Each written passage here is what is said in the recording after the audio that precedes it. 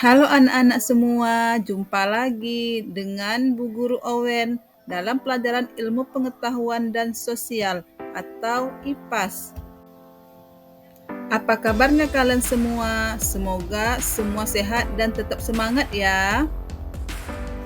Nah, anak-anak, dalam video kali ini kita akan belajar tentang siklus air. Bab 4, mari berkenalan dengan bumi kita. Topik B, bagaimana bumi kita berubah. Pada fase C, kelas 5. Mari kita simak bersama-sama ya. Go, go, go! Hari ini kita akan membahas tentang siklus air. Proses terjadinya air dinamakan siklus air, yaitu sirkulasi atau perputaran air secara terus-menerus dari bumi ke atmosfer, lalu kembali ke bumi.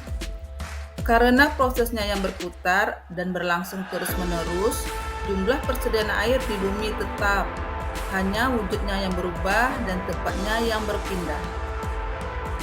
Nah, di sini ada beberapa tahapan. Yang pertama, naiknya air dari bumi ke atmosfer yang terdiri dari dua proses, yaitu evaporasi dan transisi. Evaporasi adalah proses penguapan air laut, air danau, dan sungai akibat paparan sinar matahari.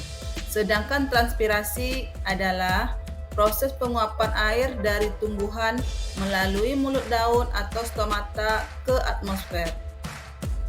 Tahapan yang kedua, uap air menjadi awan yang disebut dengan kondensasi, yaitu proses penggembunan uap air menjadi titik-titik air saat suhu udara turun. Titik-titik air ini akan menyatu dan membentuk awan. Tahap yang ketiga yaitu jatuhnya air ke permukaan bumi yang disebut dengan presipitasi. Presipitasi yaitu proses jatuhnya air atau es dari atmosfer ke permukaan bumi karena awan sudah tidak mampu menampung massa air yang dikandungnya. Tahapan yang terakhir yaitu air kembali ke bumi yang disebut dengan infiltrasi dan runoff. Infiltrasi yaitu peresapan air hujan ke dalam tanah. Sedangkan runoff yaitu air hujan yang menjadi air permukaan dan mengalir ke tempat lebih rendah atau tergenang dalam bentuk sungai, waduk, dan rawa. Selanjutnya, air hujan yang jatuh ke bumi sebagian akan diserap oleh tanah menjadi air tanah dan sebagian akan mengalir menjadi air permukaan. Berikut ini adalah perbedaan air tanah dan air permukaan. Air tanah yaitu air yang terserap ke dalam lapisan tanah dan mengalir di bawah permukaan tanah. Air tanah lebih jernih dan bersih karena sudah tersaring oleh lapisan tanah dan akar tumbuhan. Air tanah juga bisa dimanfaatkan manusia untuk membuat sumur.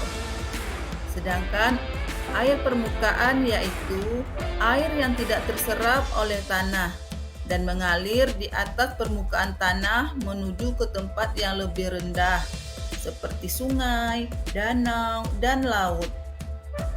Air permukaan lebih kotor karena mengandung lumpur dan benda-benda lain yang terbawa aliran air di permukaan. Terima kasih teman-teman, sampai bertemu kembali pada pembelajaran berikutnya.